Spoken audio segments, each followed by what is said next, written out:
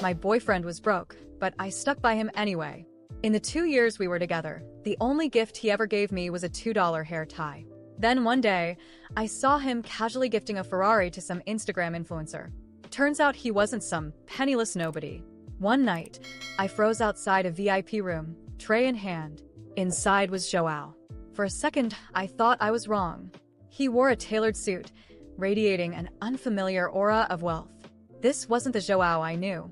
He had his arm around a woman, a gorgeous influencer with millions of followers. My breath hitched. I remembered the night before, Joao holding me close, whispering, "Babe, I'm so lucky to have you. I love you so much." The influencer dangled a car key, cooing, "Thank you so much, Joao. I don't know how I'll ever repay you." The room erupted in cheers. "Marry him," someone yelled. "Kiss. Kiss." They kissed. I went numb, like I'd been struck by lightning. I handed my tray to a coworker and fled. In the bathroom, I sobbed, biting my hand. We'd been together for 2 years, and all he'd ever given me was that cheap scrunchie. He claimed his family was poor. His mom was gone, his dad had a stroke, and he had younger siblings to support. I felt for him. I understood his pressure. So I took care of him. We lived in a tiny apartment. I paid the rent, utilities, and groceries. His paycheck supposedly went to his family. He'd even get insecure about his situation. "Babe, do you think I'm a loser for being broke?" he'd ask. "You'll stay with me, right? You won't leave." I'd always reassure him, "It's okay. We'll work hard, and things will get better." He'd promise, "Babe, I'll make enough money to marry you, buy you a huge diamond ring, a big house, and you won't have to work anymore." Thinking about his promises, my heart twisted. I left the bar, telling the manager I was sick. Back home, I cried myself to sleep. Joao came home after midnight, crawled into bed, and hugged me. "Sorry, babe. The boss made us work late." He knew I had a second job, but not where. I smelled perfume on him, my nails digging into my palms. When I didn't respond, he kissed my cheek. "Babe, what's wrong? Are you mad I'm late?" I choked back tears, afraid he'd hear. "No, just not feeling well." I finally managed. Until I knew why he was lying, I had to pretend. He touched my forehead. "No fever. Go to sleep, babe. You'll feel better tomorrow." I clenched my jaw, tears silently streaming. The next day I left early for work, my eyes puffy. Joao texted, "Babe, why didn't you call in sick?" I stared at his message, my vision blurring. "I'm fine now," I replied. "Eat breakfast, babe. Love you." I bit my lip, my heart bleeding. "Joao, if you loved me, you wouldn't be kissing other women. A Ferrari." I couldn't even dream of that. That night, I went back to the bar where I knew he'd claim he was working late. He showed up, ordering bottles of champagne worth thousands. At home, we agonized over ordering takeout. At restaurants, we only ordered vegetables, too afraid to splurge on meat. I delivered his drinks. He still sat in the center, the influencer by his side. My coworkers whispered about the wealthy men in that room, all deferring to Joao like he was some big shot. In my uniform, heavy makeup, and a mask hidden in the dim light, Joao didn't recognize me. I overheard their conversation. Joao was the heir to the Carvalho Corporation, worth billions. No dead mom, no sick dad, no struggling siblings. All lies. Then I heard someone ask Joao, "Are you still with that broke girl Mariana?" Another chimed in, "You've been stringing her along for 2 years. Don't tell me you actually fell for her." Joao scoffed. "Fall for her? That cheap, tacky girl. She's not even fit to be my maid." My heart shattered. I looked at my rough hands, calloused from work and chores. My most expensive possession was my second-hand phone. Then I looked at the influencer, her skin flawless, her clothes designer. We were worlds apart. I wasn't even good enough to be his maid. "Then why not dump her?" someone asked. Joao smirked. "When I'm done playing with her," he continued. "She's such a clueless idiot." I casually mentioned a Patek Philippe watch, and now she's saving up to buy me one. She eats ramen every day, wears cheap clothes, and gets excited over a $2 scrunchie. He added cruelly, "She's like a dirty, used rag, good for wiping your shoes." The influencer giggled. "Don't insult yourself, Joao, by even comparing yourself to that kind of trash." He stroked her hand. "Of course, darling. She's not fit to lick your boots." The room roared with laughter. Joao laughed too, his eyes filled with contempt. I clutched my chest, barely breathing, my limbs trembling. A dirty, used rag. I looked at the scrunchie on my wrist, biting my lip. I pretended to love it because I didn't want to hurt his pride. What girl wouldn't want a real gift from her boyfriend? He twisted my sincerity into a joke. I stumbled, accidentally stepping on the influencer's foot. She slapped me. You clumsy idiot. Watch where you're going. I apologized, head bowed. But she poked my head, screaming, "Get on your knees and apologize." Several guys shoved me. "How dare you disrespect our queen?" "Kneel." I fought back tears. "I'm sorry," I whispered. I had stepped on her foot. Lost in the chaos, Joao didn't recognize my voice. "Enough, Victoria. Don't waste your time on a waitress. It's beneath you." He glanced at me with disgust. Get out. His condescending tone crushed me. I scrambled to my feet and ran, tears finally bursting forth as I sobbed outside the bar. All his love was a lie. I remembered meeting Joao. I was leaving work late when some guys tried to drag me into an alley. Joao intervened, fighting them off, getting bruised and battered in the process. His injuries warmed my heart. As an orphan, I had never felt protected. Joao felt like salvation. Grateful, I took him to dinner. He confessed his feelings and we started dating. I thought I had found love. He was handsome, seemingly devoted, and a hard worker. For 2 years, I sacrificed everything for him. I woke up early to make him breakfast. I nursed him through fevers, terrified he'd need me and I wouldn't be there. And what did he do? Nothing but sweet talk and empty promises. He was right about one thing. I was stupid. Stupid for being so thoroughly deceived. I stumbled home, numb. Joao was sitting on the couch, wearing the faded matching t-shirt I had bought him.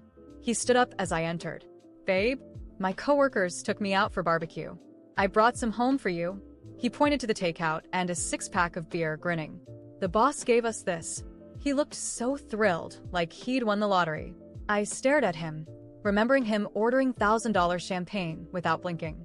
My bonus was $200 this month. Awesome, right? When I didn't respond, he tried to hug me. "Babe, what's wrong?" The memory of his kiss with the influencer made my stomach churn. I doubled over, dry heaving. I hadn't eaten all day. He knelt beside me, worried. "Babe, are you sick? Let's go to the hospital." His concern felt like a cruel joke. If I hadn't seen the truth, I would have fallen for it. I shoved the barbecue and beer into the trash. He frantically retrieved them. "What are you doing? This was expensive." I closed my eyes. How long would he keep up the act? I opened Amazon, showing him a bottle of toner I had been eyeing but couldn't afford. "I want this. Can you buy it for me?" He looked at the price, slapped his forehead, and said, "I'm sorry, babe. I'm so useless I can't even buy you what you want." So sincere, so remorseful. If I hadn't seen it with my own eyes, a $25 bottle of toner was too expensive, but a Ferrari was nothing. In his eyes, I was a cheap woman, unworthy of even basic skincare, and I treated him like a king. I laughed, tears streaming down my face. He thought I was crying because he couldn't buy me the toner. "Babe, don't be sad. I'll save up, okay?" Don't cry, he promised. "When I make more money, I'll buy you anything you want, even if it costs $100. He added softly, "Your tears break my heart." His tender words brought back the sting of his insults, his disdain. The way he had looked at me like trash when the influencer demanded I kneel. He was a monster. I pushed him away, my eyes blazing. "We're breaking up." Panic filled his eyes. "Don't be mad. I'll save up next month, okay, babes?" I wanted to rip off his mask. I wiped my tears, my throat raw. "Joao Carvalho, I'm just a dirty used rag, right? Why bother lying anymore?" I didn't expect him to respond. In fact, I was prepared for him to deny everything, to try twisting the truth as he always did. But to my surprise, he said nothing. He stood there, eyes wide and mouth slightly open, as if the words had frozen in his throat. That's when I realized something. He knew he was cornered. I had finally seen Joao's true face. His silence was the last straw. I laughed, but it wasn't a happy laugh. It was bitter, sharp, full of pain and disdain. "You're not even going to try to explain?" I asked, my voice trembling. Not with sadness, but with anger. "You're not even going to pretend this is all a misunderstanding? That you love me, and everything I heard was just one big mistake?" He took a step back, raising his hands like he was defending himself. "Babe, it's not what it looks like. It's not what it looks like." I interrupted, my voice rising. I saw it with my own eyes, Joao. I heard you say I'm a dirty, used rag. I heard you laugh at me, at everything I sacrificed for you. And now you have the audacity to stand there and act like you can fix this with another lie. He tried stepping closer, but I raised my hand, pointing at him like a stop sign. Not another step, I shouted. I want you out of my house. Now. Babe, please, he begged, his voice finally showing a trace of desperation. I can explain. I was drunk. I didn't know what I was saying. Oh, of course, you were drunk, I mocked, crossing my arms. Because being drunk is the perfect excuse for humiliating the person you supposedly love, right? It wasn't just what you said, Joao. It was the way you said it, the way you looked at me. Like I was nothing. Less than nothing. He dropped to his knees on the floor, grabbing my hands. Please, babe. I made a mistake. I was an idiot. But I love you. I've always loved you. You've always loved me? I spat the words like poison. Is that why you gave a Ferrari to that influencer? Why you lied about your family, your life, everything? You manipulated me, Joao. You made me feel sorry for you, made me sacrifice everything, while you lived a double life as some spoiled billionaire. You think that's love? I pushed him away, pulling my hands free from his grip. He fell back, sitting on the floor, his eyes locked on mine, not with regret, but something else. Something he couldn't hide. Arrogance. The certainty that somehow he could still control me. You're not going anywhere, he said, his voice suddenly cold, missing the pleading tone from before. This house? Everything you have?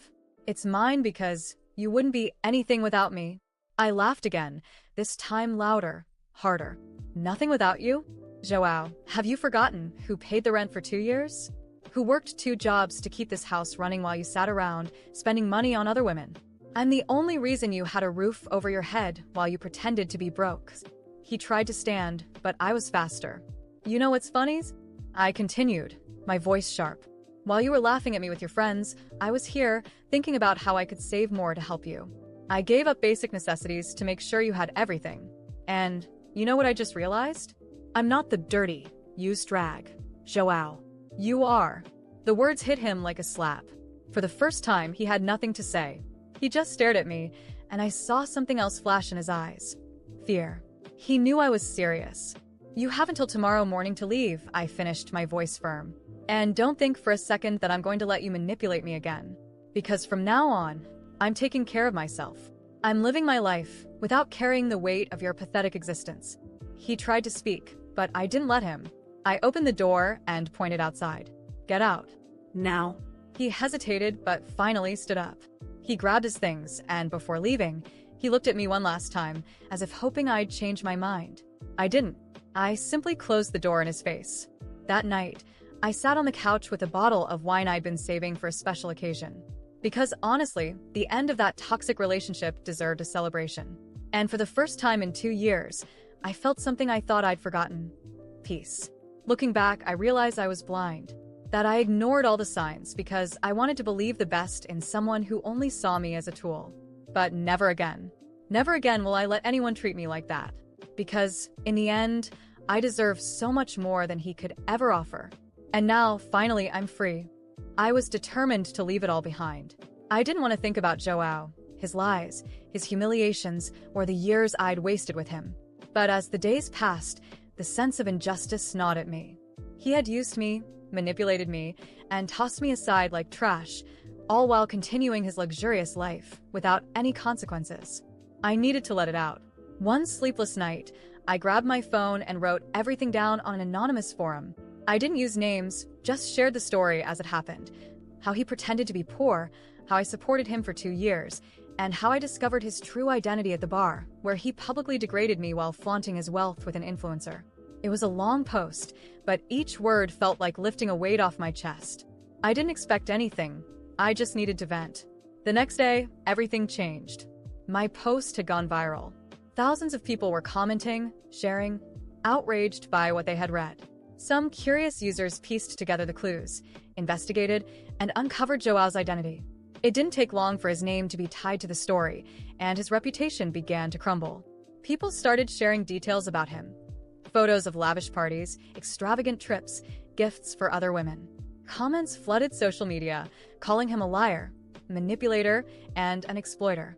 The influencer he was dating got dragged into the controversy, and the internet caught fire. Some people began tagging his family's company, questioning how someone so devoid of character could represent such a prominent corporation.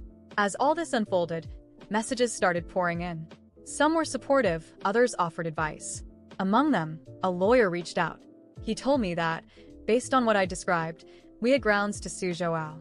You lived with him for 2 years. That qualifies as a common law relationship in many places. And considering he hid his true financial status while you supported him, you can claim half of the assets acquired during that time. I was stunned. I never thought of that. As much as I wanted justice, I feared what might come with a legal battle. Joao was wealthy, powerful, and would undoubtedly use his resources to intimidate me. But on the other hand, I deserved some compensation for the years I'd sacrificed for him. I spoke with the lawyer, who assured me we had a solid case. He explained that there was enough evidence to prove we had lived together and that I had been deceived about his financial situation. With the story going viral, there was no shortage of witnesses and even evidence like rent receipts and messages where he made financial promises he never kept. I decided to move forward with the lawsuit. The following months were a whirlwind. Joao, of course, tried to intimidate me. His lawyers sent threatening letters, claiming I was defaming him and demanding that I drop the case. But with my lawyer's support and the encouragement of countless people who continued to rally behind me online, I stood my ground. During the hearings, it became clear that he had no solid defense. The evidence was irrefutable.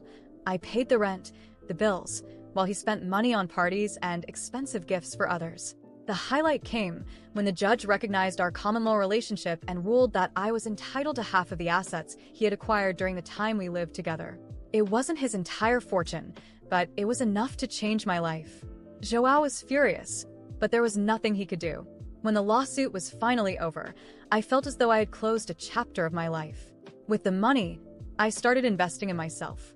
I opened my own business, something I had always dreamed of, and began building a new life. Most importantly, I learned to prioritize my happiness. As for Joao, he lost far more than money. His reputation was in ruins. His family's company began distancing themselves from him to protect their image. The influencer he was dating publicly dumped him, stating she didn't want to associate her personal brand with a toxic man. He tried to rebuild, but people don't forget easily. In the end, it wasn't about the money. It was about justice. It was about proving that no one has the right to treat another person the way he treated me. And for the first time in a long while, I felt truly free.